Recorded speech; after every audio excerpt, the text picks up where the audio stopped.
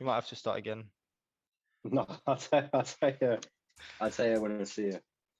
Well, remind me, tell me about my old flatmate and the cat. And the cat. Okay, we will remind you at a different point in the podcast. So, quick question: has anybody played the game Horizon Zero Dawn? No. What's the one that came out this year or the end of last year? Is it Forbidden West or something? Or? Yeah. So yeah, I haven't played either. But I want to get into them. I just bought. If you have PS Now, you can download for free Horizon Zero Dawn, which is the original. Yeah, nice. I don't know. I went on a whole thing today of watching loads of videos on Elden Ring, which got me really into playing like an open world game. I just couldn't. Did you guys ever play Dark Souls? Yeah, this is the thing. Any of those games? I can't. They're hard, man. They're really hard. What you're doing right now, getting into Horizon. I am so excited for payday. I'm buying Elden Ring, and then I've always been curious, but I've never actually purchased Dark Souls. I believe Dark Souls 3 is where it's at. But I'm hoping this is going to be my little springboard to get into that. I kind of hate games that are punishingly difficult, but recently I have been playing through old classics too much. And even turning up the difficulty doesn't really make a difference. The jump from like hard to ridiculous is pretty good, but from medium to hard, there's not really a lot there on most games. And Elden Rings is just get fucking better, you fucking dick. Fuck you. You can't change the difficulty. I'm excited. From what I've heard, because my mate Victor's really into these kind of games, all the Dark Souls, Bloodborne, all this kind of shit. And we should get Victor on. We should, for like a video game section, that would be fun. He knows more about martial arts than we do. He knows a little bit about martial arts. But it is slightly more than we do. Out of all of our friends that know martial arts, he's got to be top 5. I've got a mate that does BJJ. Who the fuck else do we know? Might just be Elliot's got a blue belt. Oh yeah, fuck yeah. Well, Elliot's been on. We need to get Elliot on again. Always a good guest. But yeah, as Victor says, they're extremely hard. But one of the videos I was watching, so the cool thing with Elden Ring is it's the open world version of Dark Souls. Dark Souls would be like really hard missions and stuff like that, and this is open world. But it is really hard. But what these people say is that there is literally no correct answer in how you can solve it. Like every boss and every level is beatable, but you can do it in such a large variety of ways that there is no right answer. So like I watched a video of a guy who just decided to kill a boss by equipping 2 shields. He's just like, the game shouldn't let me do this, but I can win if I just keep doing this and figure this stuff out. So there is that kind of freedom in it. It just looks a bit too fucking dreary. And then I saw Horizon and I was just like, okay, this looks cool. Fucking primitive man, mechanical monsters and beasts roaming the world. So you're looking for sick open world games, yeah?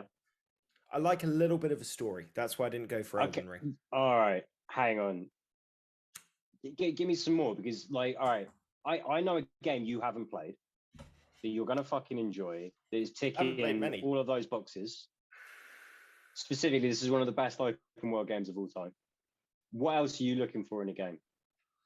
I like the freedom to do what I want, but I like that story. So like Red Dead Redemption for me is the perfect balance. Do you like your choices to have an impact on what happens? Yes, very much so. Interesting. Do you know what game he's describing that he hasn't played yet? No. All right, you need to keep going. We need more. Okay. What else are you looking for in a game? Good, decent fight mechanics, the ability to level up, the ability to customize. I want my experience to feel individual. The ability. Do you need the fight mechanics to be challenging? Doesn't have to be. It just has to be enjoyable. I'm not talking ghosts. It doesn't have to be trade-off challenging for satisfying. Mm-hmm. So like crafting mechanics? Not my biggest fan, but I will do it. If it's not too elaborate, it's quite specialized. Yeah, as long as it's I don't like it being too all over the place. Like I like a little bit of streamlined, like Are you I telling haven't me I nailed should it on play that Skyrim? point. Well, yeah, you should. Everyone should. But no, you are describing The Witcher 3. Oh, I played The Witcher 3. I You very much fucking enjoyed it. bastard! You told me you hadn't played it last time I talked to you, No, man. I played it with Victor. I didn't Oh complete it. shit! So I didn't like Yeah, spend you 50 told hours on me it. that you played it with Victor. Actually, so one, I'm stupid for not remembering that detail. But two, that doesn't count. It's a You should great buy that though. That experience. is one of the best games Fucking I've ever great played. experience. Yeah, great Yeah. experience. There's rumors that a Witcher 4 might be coming out.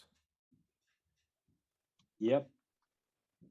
I mean, obviously they have a lot of ass kissing to do. CD Project Red.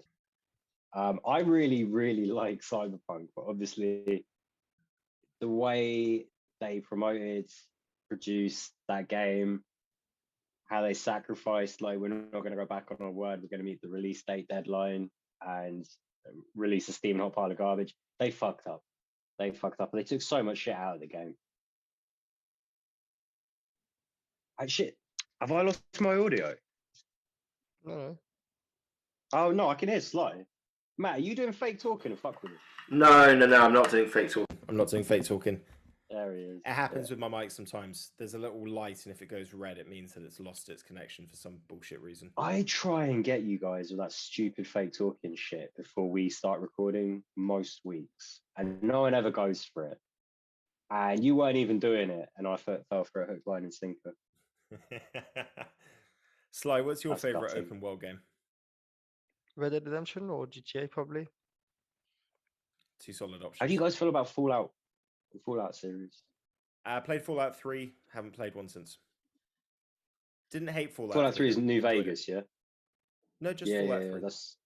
And then it becomes What's there's a New Vegas add-on. Okay. I never got around to playing 3, but everyone always told me it was great. I fell in love with Fallout 4. That was very much my shit. Good games. Good games. Horizon, I'm enjoying very much so far, I have to say. The graphics are stunning.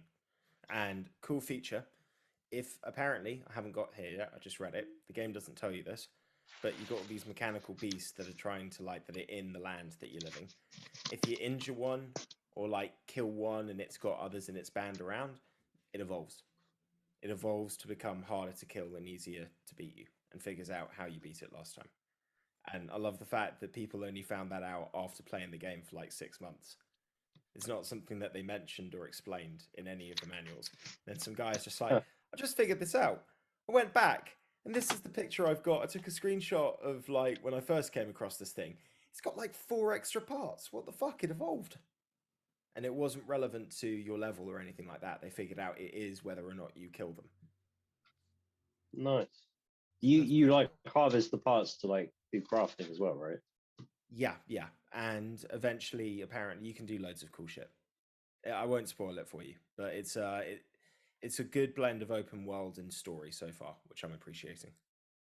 In a cool world, a very well-designed world. Stunning graphics. Absolutely stunning graphics.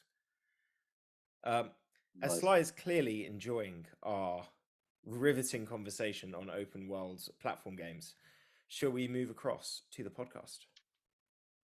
Yeah, with a caveat. Sorry, just woke up. Sly should drive the cold open on the breakdown next week. Agreed. Which means, Sly, if you're late, you're only adding 10-15 minutes onto the title time. So be mindful. I will be careful. Welcome back to the MMA Split podcast, where we break down, discuss, give picks for, and just sort of talk about a whole bunch of things connected to MMA and UFC. This week, we are doing our split pick show for the upcoming UFC Vegas card back at the Apex. It's not at the Apex, is it? It's not at the Apex. It's in Columbus. I don't know. Really? It's Ohio.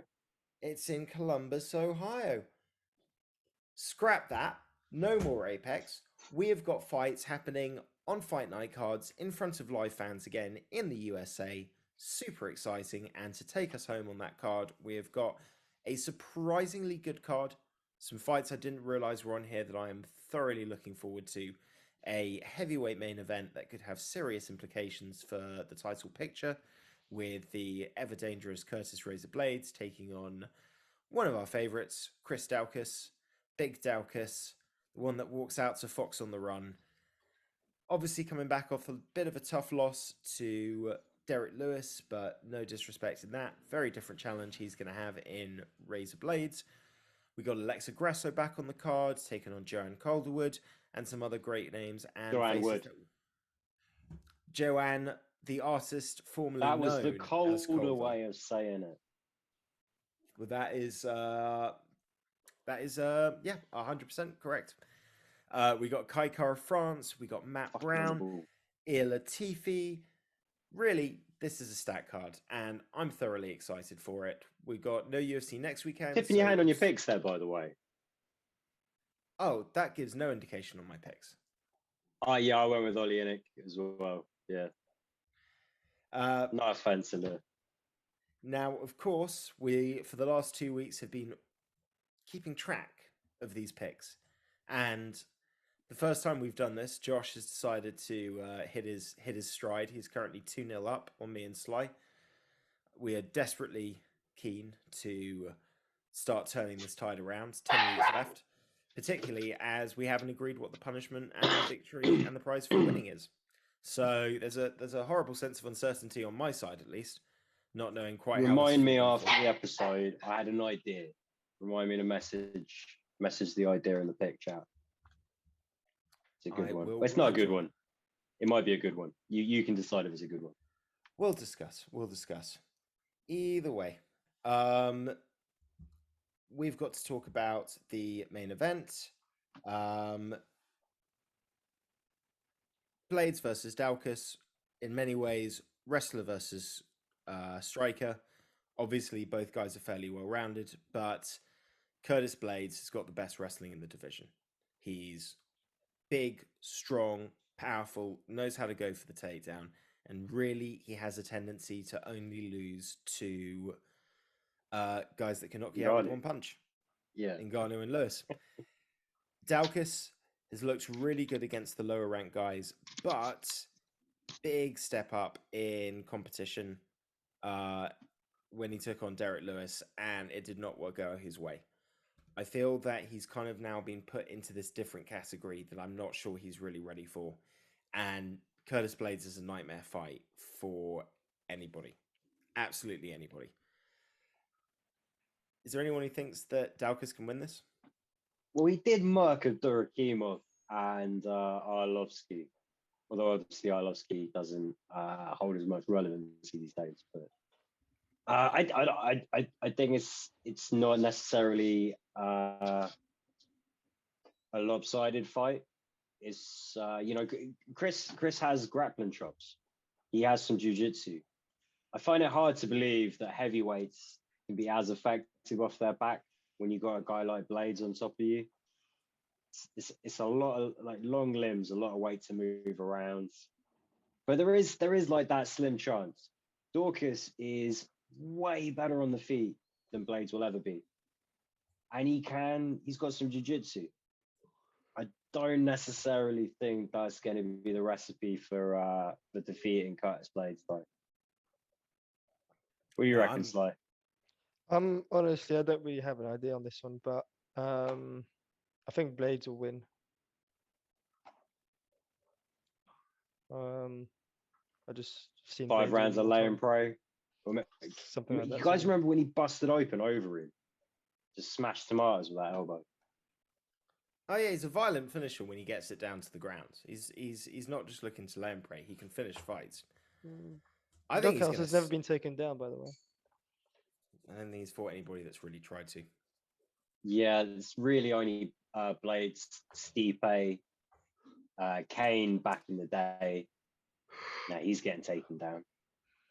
That might be it. Oh, and the boa constrictor, obviously, who we'll be talking about later. Yeah, I'm going Blaydes on this one. I'm going Blaydes by TKO. Decision? TKO. I'm gonna go Blaydes by TKO. I'm tempted to go Blaydes by TKO. What have I written down? By the way, guys, obviously I've done it on my phone. I've got no way of checking anything. I've posted it in the group chat. Can one of you remind me what my picks are as we go through them? I think I went Blaydes' decision. Is You that did right? go Blaydes' decision. Yeah, I'll stick with that. I'm sticking with Lovely. everything, boys. It's going to be too much difficulty to change it now. Now, just to let our audience know, Sly's picks are going to be a bit more of a shot in the dark, I think, on this one, because as he has confirmed, he does not know as many fighters on the card. So I would love just to make this a bit more interesting for you, Sly. Whoever you pick, please give us whatever, just a one-line reason for your pick, which I think might be entertaining. I want to see what your brain does and how it's trying to go about these picks when you don't have too much information to go on. It feels like you're just trying to find out how I work. It feels like you're trying to get some hand up on me for the picks in the future. But okay. Right, in the next fight, I'll Well, let you we do present know it. that you tend to win the pick show the most. Well, I haven't won it in ages. Maybe that's wrong. Maybe that was just. Been on a dry run, but that's because you've been fucking going off and getting absolutely hammered and not watching much MMA. Sly doesn't don't get know. hammered, to be fair. I don't drink, Josh. No, what if I I was did saying, drink, I probably He would be has better. he has other methods of entertainment. a chemically induced open mind. Right. Okay, we'll go with that. Oxygen is a chemical. Oh, Yeah. Well, I will do the lead-in for our next fight because we have got the formerly Calder, now just Joanne Woods, taking on Alexa Grasso. Joanne Woods, been in the division for a while, fought a lot of the higher-ranked guys. Bit of a tough loss to Tyler Santos. Got finished in the first round. She's taken on Alexa Grasso, who hasn't fought in a while, but is fresh off her, not fresh, but, had her last win against Macy Barber. Looked very impressive in that win. Took some time off. I think time well served. I don't know if it's been injuries. I imagine she's probably had one or two, but I don't think that was a bad thing at all. It's all time away for her to train, work on her skills, improve. I feel with Alexa Grasso, the only thing that's going to be a big question in this fight is, and it's something that she answered with Macy Barber, but obviously not a very big flyweight, was a strawweight, kind of struggling to make the weight, has moved up, won all her fights at flyweight, but at times can look a little undersized. I'm quite curious to see whether or not she's put a little bit of extra weight on, trying to get that sort of size and power right to be able to deal with, some of the stronger grapplers in the division. But really, I think Alexa Grasso is really exciting. I think she's got super crisp boxing. She can mix it up. She's got good jiu-jitsu on the ground. Obviously worked on the takedown defense a lot. And in the Macy Barber fight, her grappling looked really good. So I think Joanne's got to work cut out for her. And obviously Joanne getting a little bit older, I feel she's a little slow and has a tendency to kind of throw one strikes at a time rather than look to set up combinations from distance. And I feel like Grasso is going to have a big speed advantage. So I'm leaning Grasso, but Josh, I'm curious on your thoughts. Well, Jojo, I think the size thing is not going to be too much of an issue for Alexa because Jojo doesn't come in too heavy. She is a natural flyweight, but where her game is based on striking rather than grappling, she prefers to kind of be lighter on her feet. And she attacks a lot with kind of like single strikes, mostly in like a kind of protracted kind of feeling out process because she can't take. She might be the worst grappler in the division, basically. Let's put it nicely. And she can't overextend. She can't overcommit. She can't go into gung ho because she remembers that Jennifer Meyer fight. I really think this is just a very, very good matchup for Grasso. Jojo is no joke on the feet at all, but she's going to mix it in. I think a lot of this fight is I think Alexa Grasso is going to take the middle of the octagon. And as soon as she can cut her off or back her up to the fence enough, she's just going to grind on her, wear her down. She's going to throw in some takedowns, and it's just going to be another shitty, miserable night for Jojo. We've got another Brit fighting on this card, right? And I don't think I'm picking either of them. I'm being a real treacherous prick this week. Well, wait. What did I write down before I start explaining what I'm picking and who I'm picking? I'm pretty sure I picked Grasso by decision. You went Grasso by decision. Thank fuck. If I'd picked Jojo, I'd look like such a twat because I'm not changing what I've written down. Sly, where's your mind at in this one? Jojo will win because Alexa can't hit. Well, she can hit, she can touch you loads, but she's got no power. She's got no power. And Jojo is just going to take her to the ground, just keep her there, chilled, and win by decision. I love the logic. If we're putting it as a sentence, Alexa can't hit. Oxygen is a chemical. But she can hit, but she's got no power on it. She hits like a girly girl.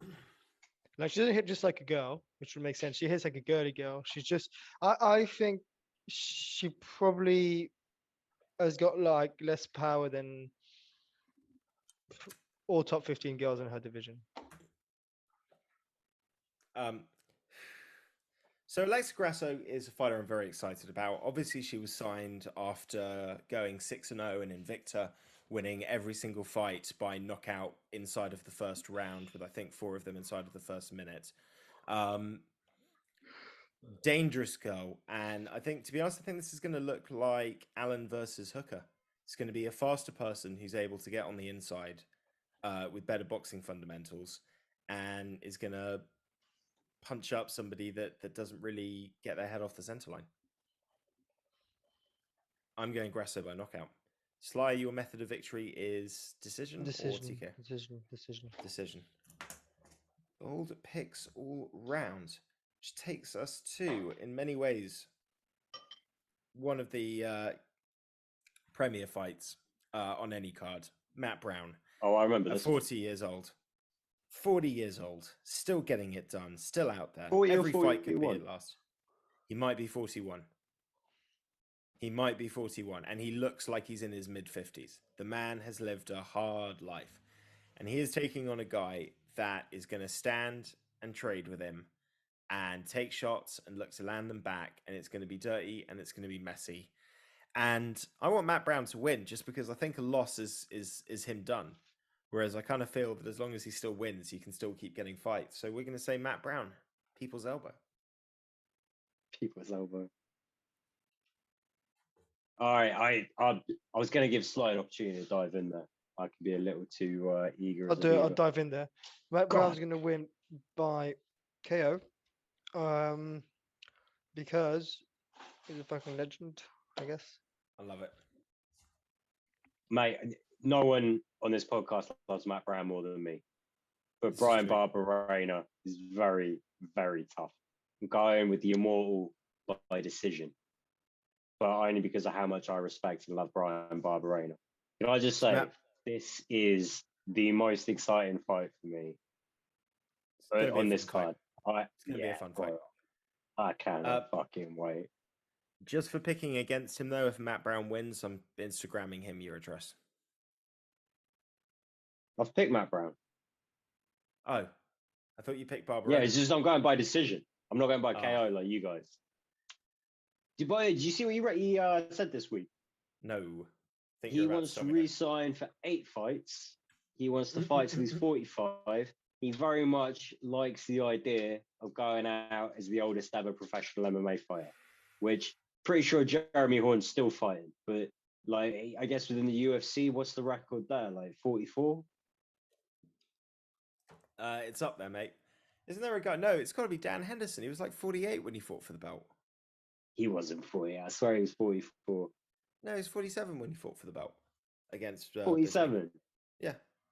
No fucking way. I'll look this up right now. That seems too old. Right now. I'll look this up right now. Mate, Dan Henderson is a freak of nature. Right now, he is 51 years old. He fought for that belt a while ago. 2016? I was going to say 2017, but something like that, I think. 2016 or 2017, and it was towards the end of the year because it was 46, yeah? Yeah. Oh, it was the end of the year, maybe 47, eh? 45, 46. Still pretty fucking old. Yeah. It's, guys, what is the oldest UFC fighter? Actually, how old's Olenek? Like, yeah, look that up, Sly, if you can. How fucking curious was Randy Couture when he retired? Randy Couture was like 45 or 46 or 44. I mean, he was older than you would think a human can still fight. I think he debuted in MMA at like 30. Randy Couture, 47. 47 when he had his loss. Jesus. Well, Matt's got to pace himself when they make fights, I guess. Probably a good thing to do at his age. You touched on a good point, though. He got in late, so the damage hadn't accumulated until much later. It's the same situation with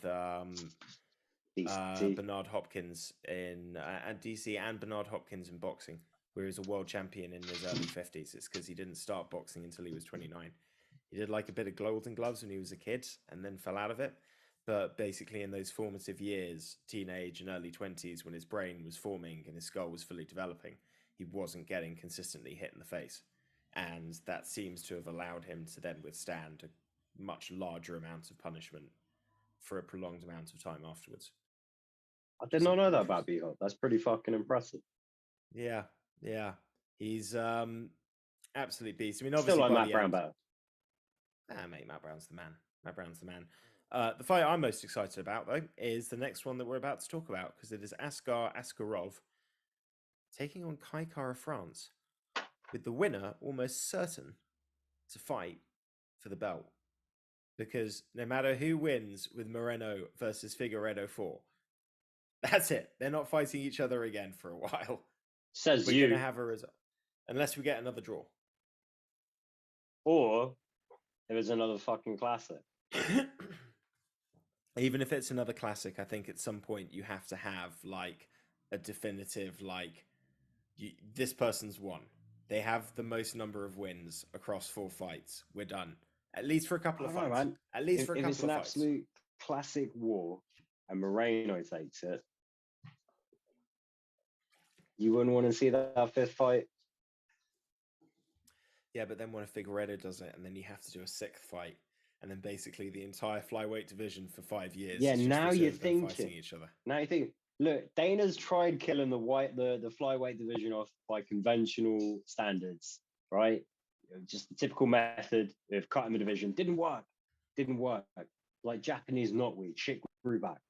Okay, and now he might finally be onto something.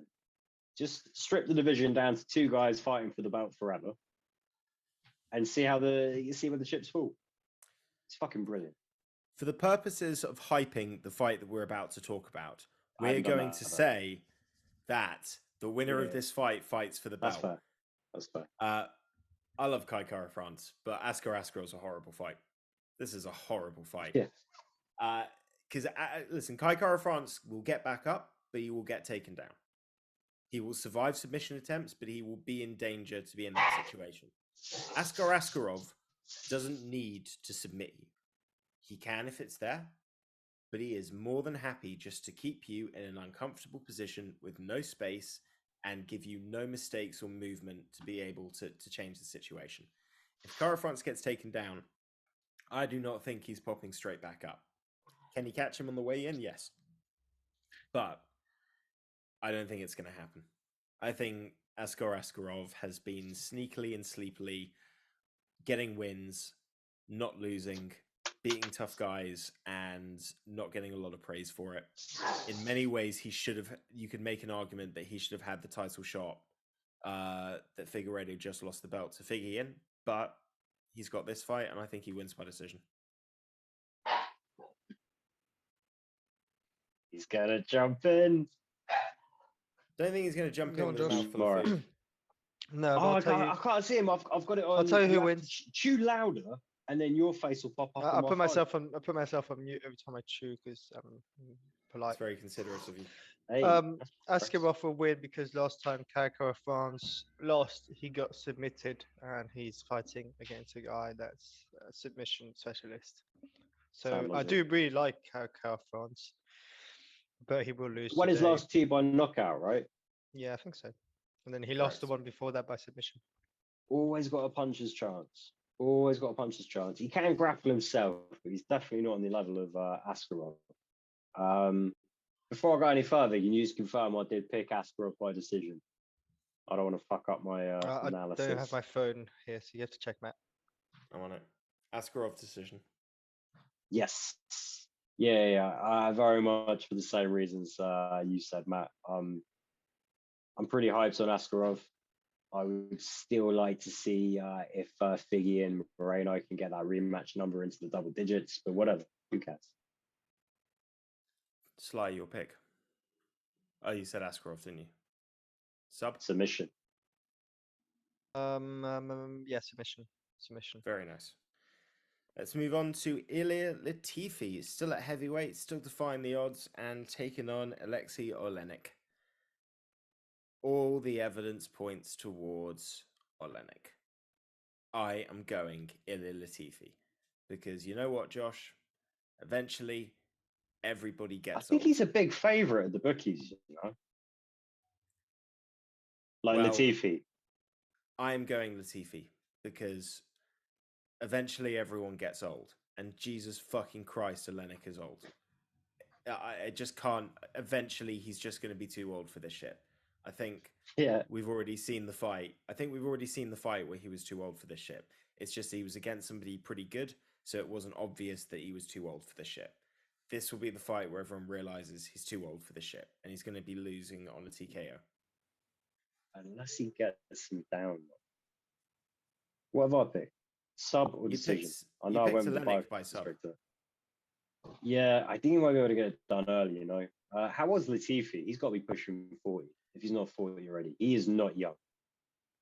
And even though he's got, maybe a quarter of the amount of fights the bioconstrictor's got, I'd say the wear and tear is probably just about even because Olenek tends to fight on the mat in his world, submitting people, and Latifi tends to take a lot of damage. Maybe still a little undersized for this division, but obviously he's not making 205 now. How old do you say he was? He's 39. 39. And he wasn't, it's not like his game was built on athleticism, but he does need to be able to move to execute his game plan the way he wants to. Whereas Olenek just needs to be on the ground. So, Gotcha. yeah, I'm pretty confident in that sub. I'm pretty sure I'm taking the dog on this one, but I feel good about it. Sly. Yeah, I think Latifi's not a good enough fighter. Olenek will win this by sub. And that takes us to Mark Diakese, a man who shone so bright early and has had it all falter since. Is taking on the terrifyingly named Vyacheslav Bolshev. Debbie's on, right? Contender series guy. I don't ever want a name to decide my pick, but that's a name that's deciding my pick. There's no way that you are called that name, and you haven't had to deal with some fucking shit to get where you are. So Bolshev, and I love Diakese, but there's a recipe to beat him, so I'm going Bolshev by knockout. Yeah, Diakese can't grapple at all.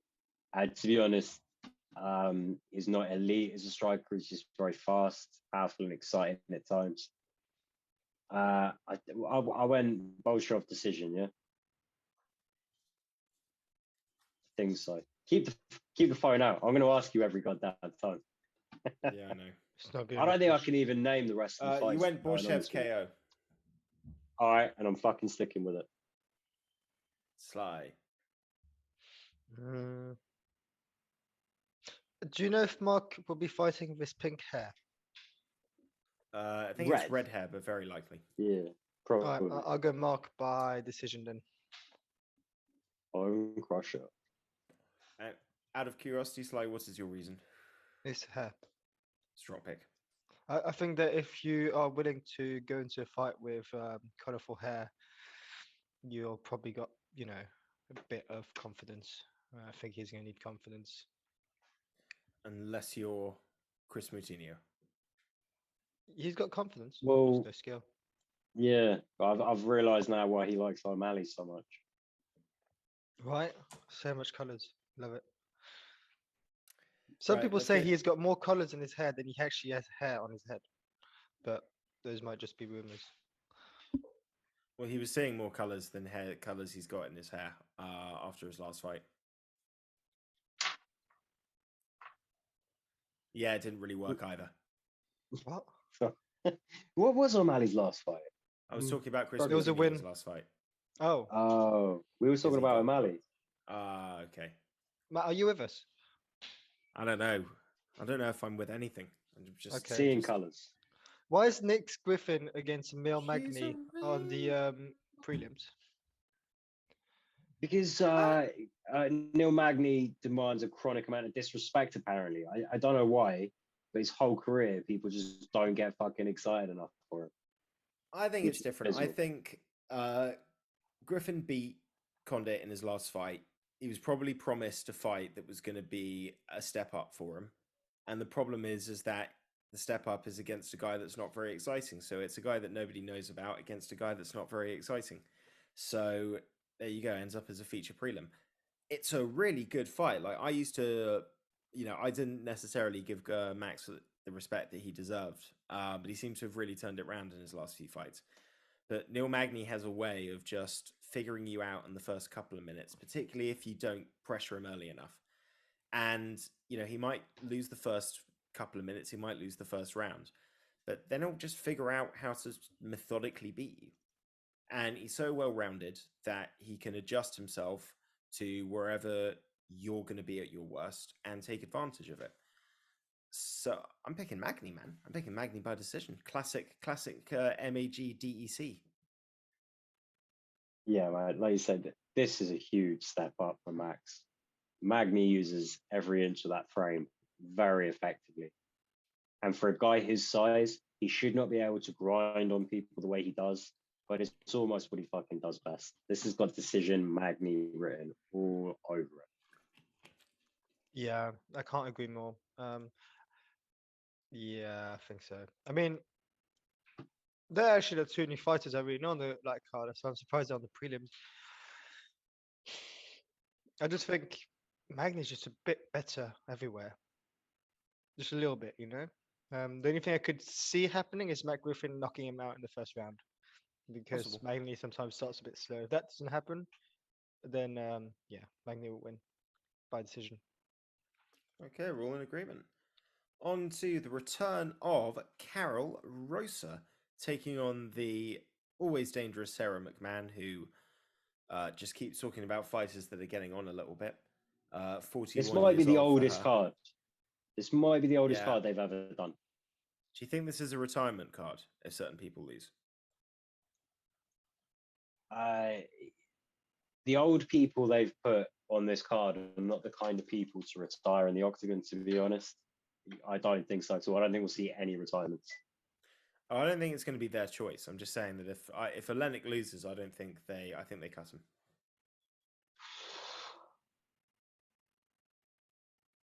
Hard to say. Hard to say. It depends how he loses. True. Possibly. But That's true. I still think he will sign somewhere and keep fighting.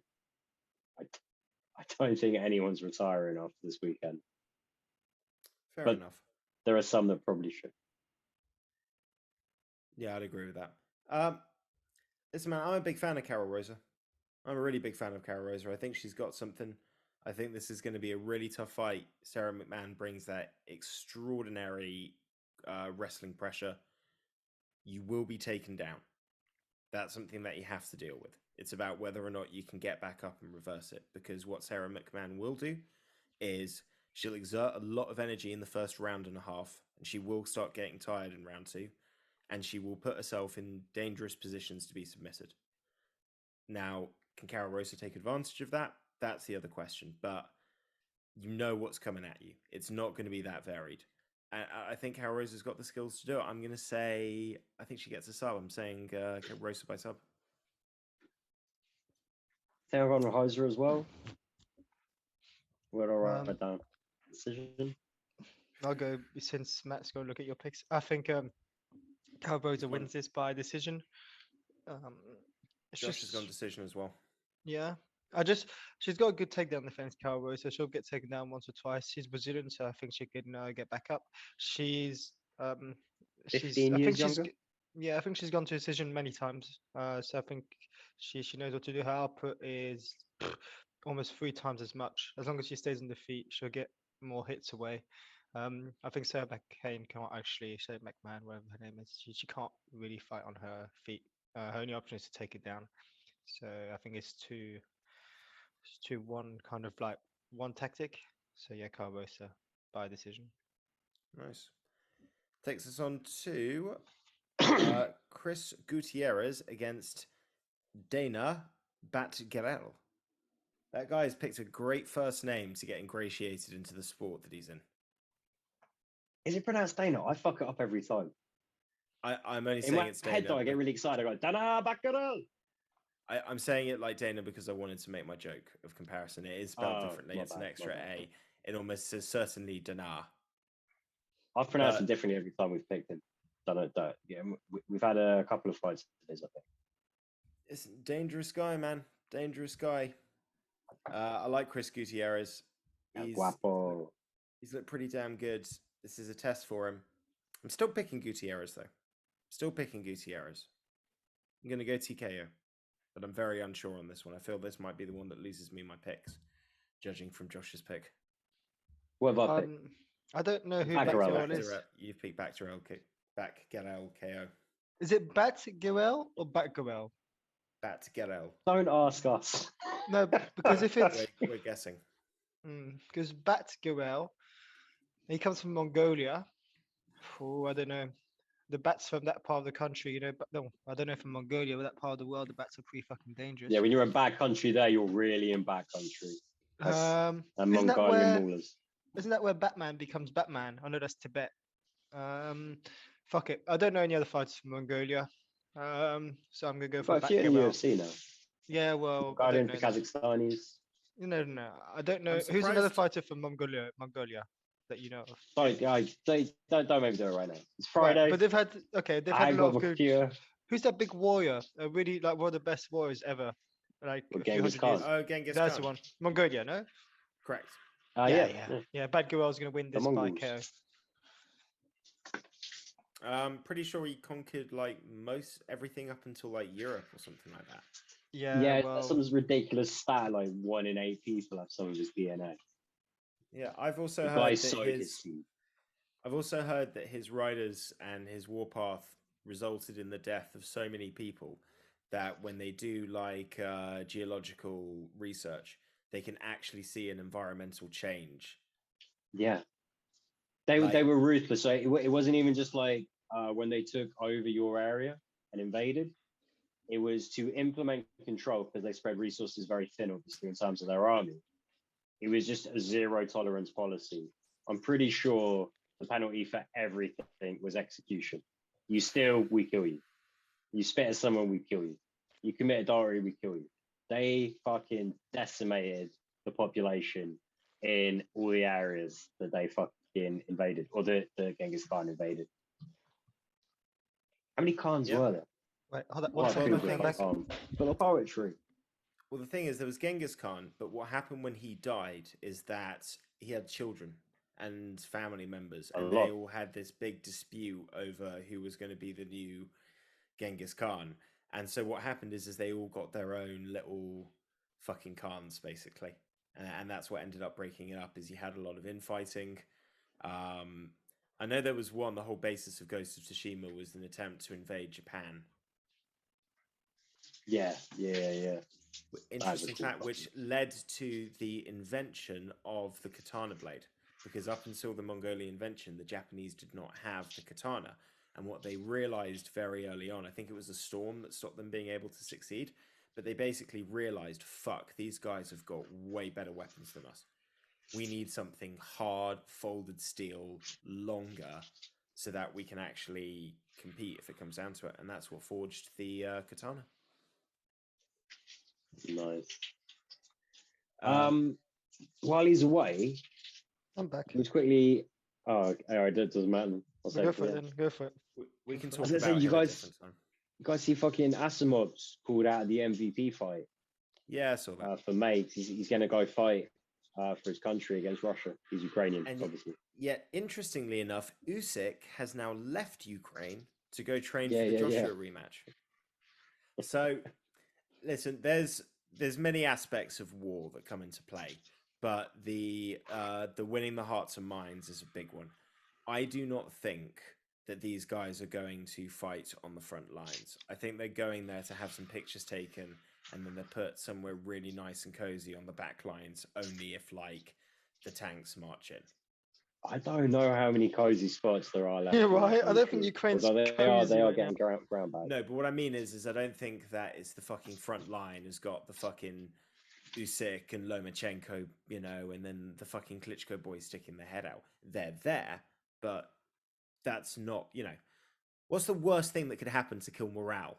Oh shit, a shell that went off or a bullet was fired near the front lines and one of the Klitschkos is dead. No, it's terrible for the war effort. Right, yeah, I mean, the way the Russians are, like the fucking theatre in Mariupol with the kids, That's fucked up, mate. crushing. And there's a very lot of fucked up. nasty shit. Numerous like hospitals and whatnot that they've absolutely just demolished. Fucking No, it's fuck the Kremlin. unpleasant situation. We're talking Unpleasant. which I feel we like have the Russians are fighting back against. You heard these like multiple reports of Russian military leaders like sergeants and stuff not being able to control the men, and in some instances actually being attacked by their own men. Well, the The only one thing guy is, got run over with a tank. I'd love to believe that's true, but the other thing is that, you know, there's a lot of the whole winning the hearts and minds things. Like the Russian state media is going to be saying that they're making fantastic strides and it's all going brilliantly, and obviously the Ukrainians are going to want to paint as much of an image. Oh no, as possible. the dude that got run over by the tank is in a hospital and has been given like a service award for it. You know, like when you get injured in the line of duty thing. That one's not made up. That one's confirmed. No, but I'm just talking about the whole, like, you know, the soldiers can't control their men kind of thing. It might be true a little bit. I just don't know how wide scale that is. Like, I'd love to No. believe that's the We case. don't know any of the fine details, but they also have had intercepted like conversations between Russian soldiers. They've listened to. I try to remember, it's something like they were tearing down communications towers and stuff, and it turns out that the satellite walkie-talkies that the Russians are using won't work now in that region because of all the towers they've torn down. So they're having to use like more open channels and more interceptable kind of communications. So they've had like snippets like taken here and there, and some of them have been like stuck on like, I don't know, Russian. I'm very much, you know, living off the translations of others here. But yeah, it does seem there is a lot of dissidents recorded in the Russian army right now, which is probably par for the course of all wars. But still, like, fuck the Kremlin, fuck Putin, and good on that lad that ran over that twat with the tank. Fair enough. Enough said. So should we talk about the next fight, which is Russia against Russia then? Yes. Good segue. It's the Black Wolf. Who wants to Mate. try and do the surname? Oh, Kizriev. I don't think that's the surname he was talking about. Oh, Tiolioliolion, or whatever his name is. Okay, so here we go. Sounds like an Elias Kab Kizriev against Dennis Tioliolin. I think I nailed that one. I think I fucking nailed that one. No, So what- Kakis Kriov is the one I fucked up. The Black Wolf, though, boys. This is what his fifth scheduled debut, something like that. It's always He's got had one of the before. coolest names of all time. The Black Wolf. He's probably one of the best upcoming fighters right now. I will go first, and I will pick the Black Wolf by whatever decision, by submission. The Black Wolf can kill you Yes, in three different ways. poison, isn't it? He's so good, man. Right, Black Wolf. I'll let you guys pick now. Don't pick the Black Wolf, please. I'm obviously picking What? the Black Wolf. Yeah, we're all picking the fuck's Black sake. Wolf. But he's called the Black Wolf. What are we talking about? He's undefeated here. I mean, we were talking about how hyped up he was. Shit, like a year ago. And obviously, he's had 2 fights pull out on him. I think he's pulled out one and one for COVID. Something like that. His debut is like the next generation's version of Tony against Khabib. Just that fight can never happen. And apparently his debut can never happen. I'm not going to believe it until he fucking walks. But Matt, how did I pick? KO? Decision? Sub? I've written it down. I just can't remember it. I'm definitely going the Black Wolf though. How does the Black Wolf want to feed today? You've gone KO. KO. Strong choice. I will Always join believe you on that. that KO. And you said submission or KO, so Submission. submission. So you might get Are the you, picks when. are you writing my picks down, Matt? I am not. But can you... Just you ask me every time I see you looking down, and I think, oh, maybe he's writing them down. So I wrote No, them I'm down. You bringing written in the them next fight. I'm bringing in the next fight. So. Yeah. Otherwise, I get When you told watch off. it back, remember to like and subscribe. Good plug. I like that plug. We need to plug more. And comment. Leave your own picks. Tell us what you think is going to happen. If you win, if you do better than us on the picks, we will give you a shout out on the weekly podcast show. I'm going to go KO. You've gone sub. And we're talking about Jennifer Meyer against Manon Fioro. I'm intrigued about this one because Manon Fioro has looked like a striking beast. But can she stop Meyer's takedowns? Meyer's got good jiu-jitsu, not got the greatest of takedowns, not got the greatest of boxing, but I don't know what Fioro can do off her back. And I'm curious to see what happens there. I'm going to go Meyer by decision. Tell me what I picked, Matt. I know I went Manon, but I can't remember how. You went Manon, I believe, by decision, but I will confirm. That sounds smart. I mean, I think Manon Fiore is just a slightly Decision. larger human being than Maya. A That could come lot into more it. athletic, really fucking dangerous. I don't know if she's going to get taken down. Reasonable. Sylvester. I would never do this for a girls' fight. But I'm going to go for Manon by KO. Just because she looks so French. You never picked a KO for a girls' fight. It's very rare. Because they can't hit, they've got no power in their It's- hands. Josh, they're it's- just it- slapping each other. It's ridiculous. Like, It's- unless it's It's like a less really- common. It is less common, I'll give you that. But it still happens. And there are some I- fucking good ones. It's very rare that I pick a KO for a girls' fight. But listen, hear me out. I'm going to pick a KO here. I think this Manon girl might have some strength in her hands. And also, Has Molly McCann inspired you? Given you no, newfound belief? Come on, don't be silly. She's unique. She's meatball. But Manon's got this. I don't know. She's just got long arms. And also, if she was going to win, it's only going to be by KO. Because I don't think she's going to win by decision. Because if the fight goes 3 rounds, I think they're going to be spent with Manon on her back and Maya just holding her there, and it's going to be really awful. Fair enough. Not a big Maya fan. Understandably so. I'm just thinking that we haven't seen wrestling tested. Next up, 2 fights left. Matthias Nicolau taking on David Dvorak. Sounds This is very a good much. What's fight. his name sounds very similar. Who's the YouTuber guy? Is it David Dubrobnak or something like that? No Isn't that the idea. goalkeeper idea. for Newcastle? No, that's a different guy. Okay. Don't know what that guy's name is. Similar This is a names, good fight, though. Doesn't matter. Matthias Uh, Nicolau fucking spoiled it for my boy Manuel Karp, but he is a really good fighter. And Dvorak also pretty decent. Was he? This is gonna be like his 3rd or 4th UFC fight. 3rd, I think. I might be way This off guy on that. doesn't ring a bell for me. What country is he from? Oh fuck. It Serbia? says I don't. You guys have computers. it says Cheshire. Chechnya. Chechnya. There's not So an N. technically, It just says Russia, Cheshire. but Is that in Russia? It's not the Czech Czech, Republic. like Czech, maybe. What's the Czech name for Czech? Oh yeah, Cheshire is Czech Czech Republic. Republic. It's in Czech. Okay, Sorry, okay. so it's not Russia. Okay. So they've not translated it. They just fucking bold it there. So Big difference between the Czech Republic and Chechnya. That's what I mean. Like, why Yeah, is it called Very Czechis? very different political situation going on. To be fair, the Czechs are very good at promoting their country name. Like out of all the countries, it's really only like Finland and the Czech Republic where I see their like native names, and I'm like, oh yeah, no, I've seen that enough times now to like recognize it.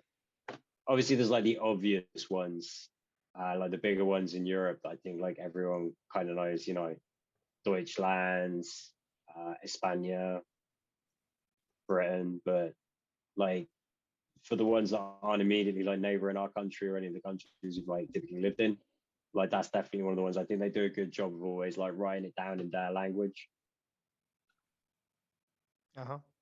For example, how many people could tell you what Ireland's called in Gaelic? I Do you guys know? It's not Fuck Ira. knows. It's not Ira, no. Yeah, it is. Yeah, wait, it's not pronounced like that. I Oh, don't. it's not. I've only seen it I written. feel too ashamed of not being able to. I don't pronounce it well. Are you Irish? I got 2 Irish grandparents. I am Shame English. on you. Shame on you and your family's name. What are you doing? You should Wait, know for your being country. English or for being Irish? Hmm. Oh, mate, no. I'd say Pokemon. That's about the best I can do. What'd you I say? used to be able to. It's Gaelic for kiss my ass, Pokemon, Oh, and like Slancha, like I know very, very, very bad. I used to know a little bit, like only a little bit more than I know now. I've forgotten most of it, okay.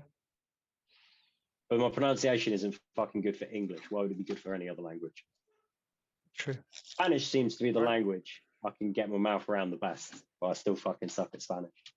It's funny. Why'd This you hate Sorry. Keep going. why'd you hate the Irish so much, Sly?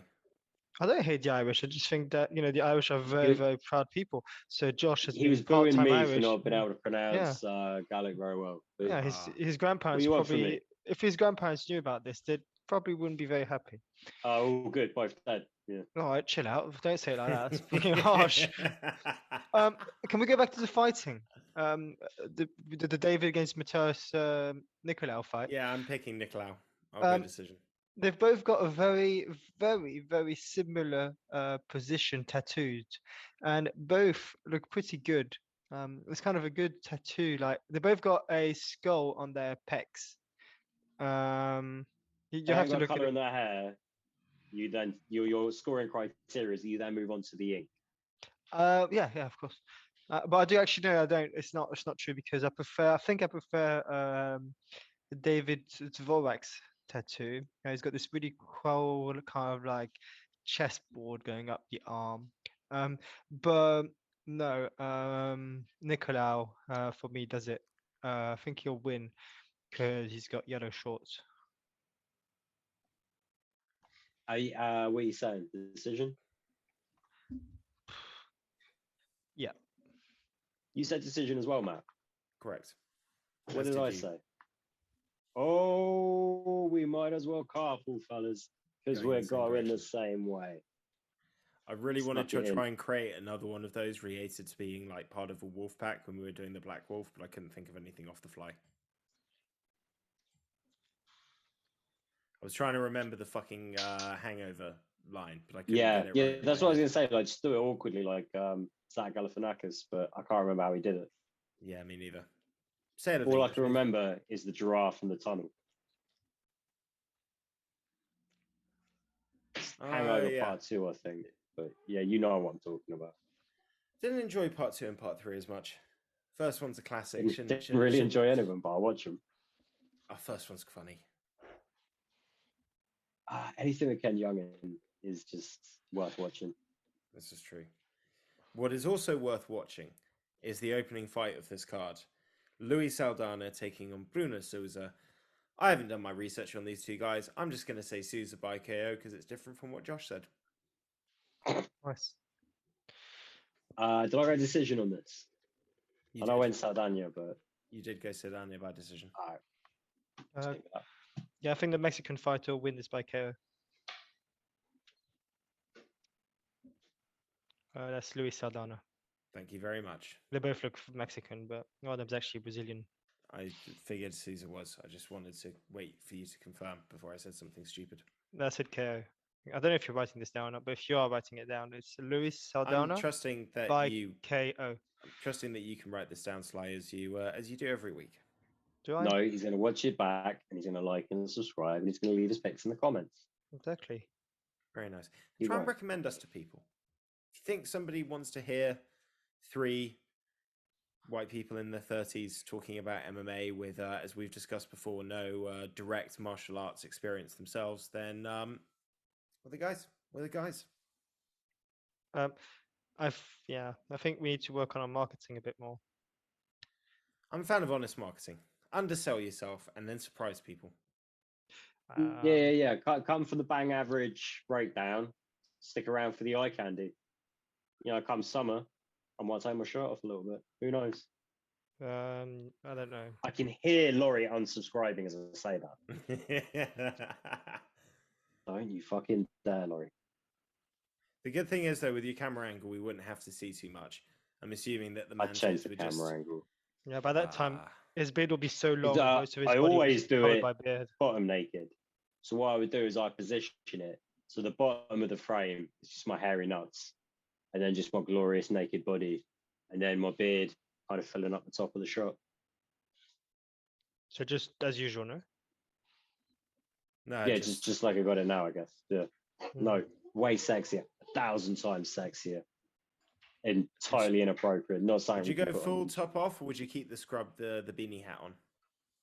Oh, well, yeah, no, it comes. The only reason I'm wearing a hat, if you ever wonder why I'm always wearing the same hat, it's because I only own one hat. It's because it's hella fucking cold in my flat. It's ridiculously cold in my flat. Today, it was the first day I was actually tempted so I was like, do I need the hat today? Maybe I could take a couple of jumpers off, maybe because it's a little warmer now. But I think this might be the last day that I need to wear a hat. Hopefully. Touch wood. Yeah, it'd be nice to only have to wear one hoodie instead of 2 hoodies and 2 t-shirts. Yeah, I can't wait. It's gone on a little too long. It's a cold spring right now. Agreed. Well, the thing is, we didn't have too bad of a winter. That's usually an indication. I don't know. This winter's been one of the coldest winters of my life.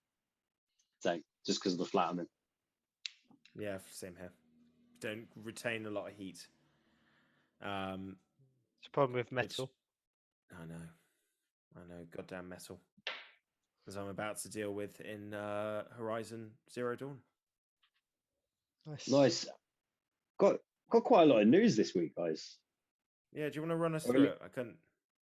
So obviously, Masvidal's been charged. Yep. So again, like I said, I disagree with what he did in principle, but in this specific situation, I'm actually very happy for it. Haven't seen a lot of sympathetic outpouring for Colby. People kind of condemning Masvidal. No one's sympathizing with Colby, which pretty much says everything you need to know about the situation. Big thing though is Gamebred's Fight Club. He was supposed to be. He had a meeting with the NAC to get his promoter's license in Nevada. And I don't know if you guys have, these meetings are a matter of public record. There's some really good ones. I remember Jake Shields for the brawl after the Paul Harris fight. Nick Diaz getting suspended for 5 years because of fucking weed. You know, you can go watch these meetings. They're pretty fucking good. This was like a Zoom meeting, so they just released the audio. But it literally opens up with, I don't know why we haven't moved this off the docket, given everything that's happened this week. But it hasn't been moved, so we're going to do this. And then it's just awkward as fuck where they're like, Masvidal, do you want to make a statement? He's like, yeah, like about what? Like, you know, it's just really fucking cringy. But I didn't realize that he did that a week before he had his meeting with the NAC to obtain his promoter's license. So even though I am not morally against what he did, I am now very much in the you should have fucking left that shit alone camp, because that is going to fuck with a lot of people's jobs. And not having a promoter's license in Nevada is not a good thing for an aspiring promoter. Dude, it was also a bitch move. Like, whatever you can say the reason is, it's hard for it not to look like some sour fucking grapes from losing to the one guy that you didn't want to lose to. Do you guys think it was because of the loss? No, I think it's because Colby is just needs to get hit in the face. No, I think it's and because he stiffed his coaches on money. He's been a huge fucking treacherous piece of shit. He talked about his kids. I don't know if the loss comes into it. Dude, I mean, other than the fact that if he'd whooped his ass, then maybe he would have squashed it. If he whooped his ass, okay, the whole thing is he's wanted to beat this guy up, and he thought that he could do it and make a lot of money and do it in a proper way, and he lost, and it sucks. But the solution to that, like even the video, he sucker punches him blind, like it. I'm not saying that Colby didn't have it coming, but it doesn't look. You don't look like a fucking tough, cool fucking dude. You don't look like a professional fighter. You certainly don't look like a promoter. You haven't gained any cred back for the 3 seconds of satisfaction you had for hitting a guy who is now smarmy enough to add all this other shit onto your plate. Oh, my 90 grand Rolex was damaged. oh, my tooth is fractured and it's going to cost 50,000 to fix, or all of this bullshit. Um, it it wasn't smart and it wasn't impressive. You know what I mean? Like if they bumped into each other and they were kind of squaring up and Colby was getting in his face, like saying some shit or something like that, and he smacked him, it would be one thing. But he literally went to that restaurant in order to ambush him and sucker punched him. It doesn't look good after the loss, man. And I think it makes it hard for him to promote. And I mean, in terms of the actual damage that would be done, listen, he got like a 15 grand bail. He's not going to go to prison. He'll get a probationary sentence and he'll have to pay some big fine and do community service. And eventually somebody's going to say, in my opinion, come on, they're two professional fighters. Like we can apply a different standard here. But none of it's good. I don't think they'll do that, but he will be able to afford a lawyer to get him out of most of this, and he will have to settle with Colby. I think it's about 15K to repair the watch. I didn't realize the tooth was that fucking much. It's going to be a lot of money. It's probably going to be six-figure settlement at least, plus the lawyer fees, plus you've pretty much just shit the bed with your promotion. So a very fucking expensive one. I think you might be looking at it the wrong way though. I don't think Jorge gives a fuck how it looks. I think he really just wanted to hurt Colby, and it's hard, like you said, it is hard not to argue against the fact that Colby does deserve something like that. But yeah, I don't think Jorge's looking at it. I mean, RDA came out and said like, sucker punches like a bitch move. Like you can't be the baddest motherfucker doing that. I'm the baddest motherfucker.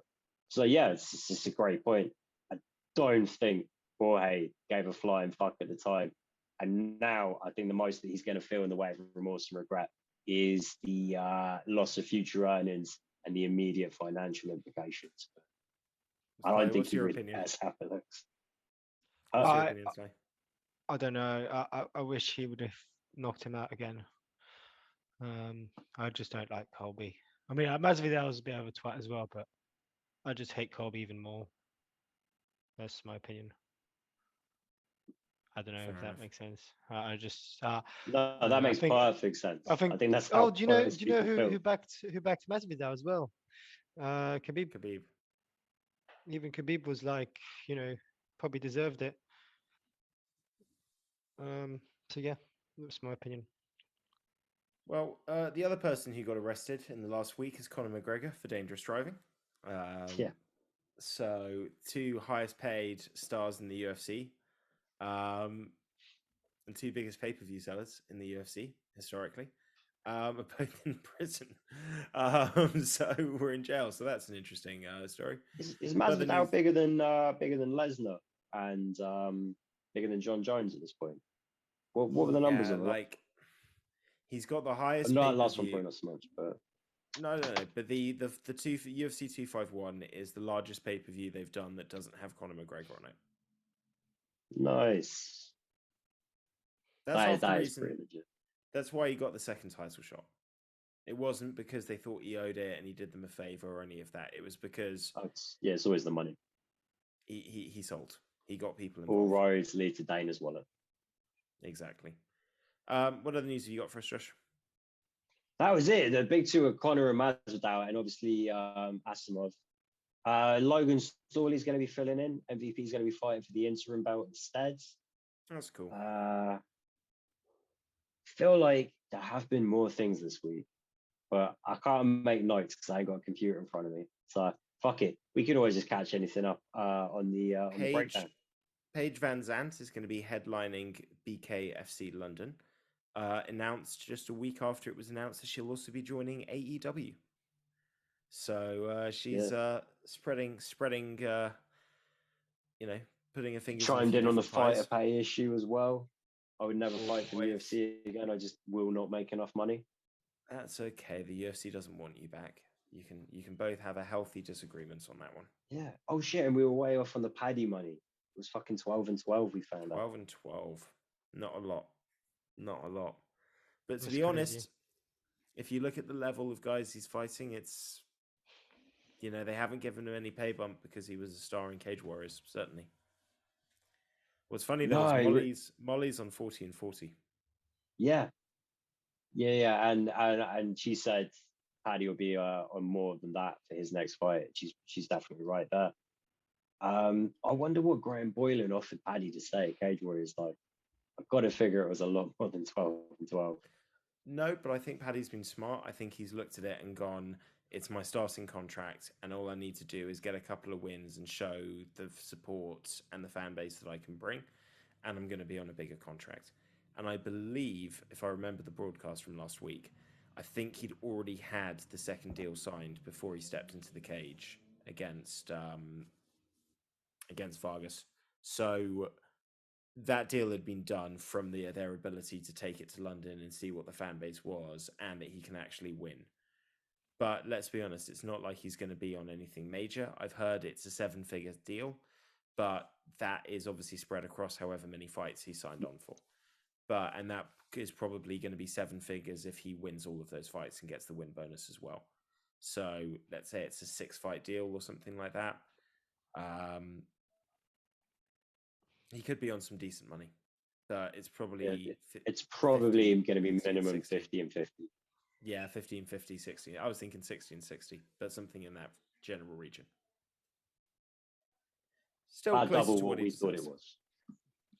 Closer to what he deserves. Now, that's it for our pick show. Before we go, Sly, of course, you can log off if you need to shoot off at this point, because I just want to have a quick gloat, because NFL free agency, my team, not being too active for too much of it in what seemed to be a win now season. In the last few days, everything went fucking crazy. We signed the best left tackle that was left, and then we traded for Tyreek Hill, the undisputed best receiver in the league. It's fucking nuts. I'm super excited as long as I don't Google anything about Tyreek Hill's personal past. If you do that, it's very bad. Very bad. I was on my high horse. Well, you know the other problem. What is that he's on the final year of his contract, right? We've already given him a new deal. Fucking, how much have you had to pay for that? So officially, it's 4 years. Starting from next year, though, 120 million. However, only 72 of that is guaranteed. So, and the last year isn't guaranteed. So, and it includes a signing bonus. In reality, it's 3 years, 75 million, which is about 25 mil a year, which is top level receiver money. But considering I was on my high horse about Deshaun Watson and the 22 sexual assault allegations, it was not nice reading that Tyreek Hill in 2014 pled guilty to beating up his girlfriend while she was pregnant. And then about 3 years ago, the same kid that was born from that pregnant girlfriend got a broken arm in some weird, never exactly explained why situation that was investigated, but no charges were filed. But yeah, this is the NFL, mate. I just need him to not beat up his wife for 3 years, win a Super Bowl or two, get traded or get released because at that point he's old. And then if he wants to do some horrible stuff, it won't feel as bad. Just 3 years, mate. 3 years, Tyreek Hill. He runs a 4.2. 4.2. Yeah. He fucking tore us up last season. That speed is literally the reason why because all of this original shit about him beating up his girlfriend came out before the draft, and he was not going to get drafted until he went to a pro day and ran a 4.2. And the Kansas City Chiefs, who drafted him, literally said at the time, they're just like, listen, man, we know that these things are bad, but the kid ran a 4.2. It's worth a 5th rounder at least. So they went 4th round, wouldn't he? Yeah, he went 5th round. 5th round. 5th round. I know. It's weird to think one of the greatest receivers ever gone in the 5th round. So yeah, that's basically made my week. It's been a fucking great week. All week with that news. Excited for the new NFL season. Not excited for the draft because we aren't picking till round 3. So yeah, just go to bed on Thursday. 23rd of April when it happens. Or 21st of April. Fucking, it's not like right around the corner. I'm not even going to worry about it. A few weeks away. You've got an exciting draft coming up. No, we need to be trading some of that shit back, but we'll see how it goes. Garrett Wilson, mate. You could get Garrett Wilson. Nah, look, I don't know who we're going to take, but if we're picking 2 first rounders, at least one of them's got to be a defensive player, if not both. And I wouldn't be surprised if we just trade picks to next year, maybe trade some of these first rounders back for more picks, and just I don't think it's going to be a sexy draft from us. Because all 3 of our first rounders are in the second half of the first round. It's not going to be a sexy draft from the Eagles. Plus, it's Howie fucking Roseman, so. Fair enough. Well, you're less excited, but I am excited. Sly is definitely not excited about the NFL.